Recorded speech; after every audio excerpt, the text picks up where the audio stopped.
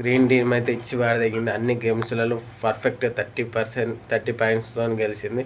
అన్ని గేమ్స్ అయితే నాకు నచ్చింది. ఒక 2 గేమ్స్ తప్పించి దీపక్ స్కిప్ చేసిన గేమ్ ప్లస్ శాలిని గేమ్, ఆ 2 తప్పించి 3 గేమ్లో అరాచకం సృష్టించింది. ఝాన్సీ అయినా, చరణ్ అయినా, తర్వాత మిథిలేష్ అయినా, వీళ్ళు ముగ్గురు అయితే హైలైట్ అనిపించింది. నేనైతే గ్రీన్ టీమ్కి అయితే పర్ఫెక్ట్ కంటెస్టెంట్స్ అయితే ఉండే, నాకైతే పర్ఫెక్ట్ అనిపించింది. ఈ గేమ్లో అయితే చాలా బాగా ఆడారు. ఫస్ట్ అయితే మిథిలేష్ ఆడాడు. మిథిలేష్ ఇంకా 30కి 30 క్వశ్చన్స్ అయితే ఆన్సర్స్ కరెక్ట్ చెప్పాడు. 30కి 30 ఆన్సర్స్ వచ్చాయి. తర్వాత నెక్స్ట్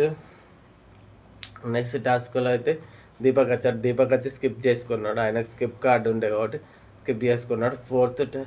థర్డ్ టాస్క్లో ఝాన్సీ వచ్చింది. ఝాన్సీ అయితే పర్ఫార్మెన్స్ బాగా అనిపించింది.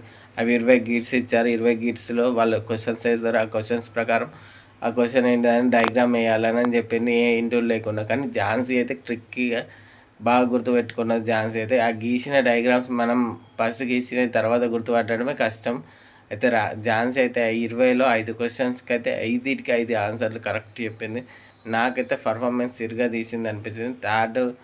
ఫోర్త్ టాస్క్ అయితే శాలిని వచ్చింది. శాలినికి పాయింట్స్ అయితే రాలేదు. ఆ గేమ్ అయితే ట్రిక్కీగానే ఉండే, కొంచెం అది ఆలోచించి వేస్తే బాగుండు అనిపించింది. నాకు కొంచెం టైం తీసుకొని ఆడితే మంచిగా అనిపించింది. మీకేమనిపించింది కామెంట్లో మెన్షన్ చేయండి.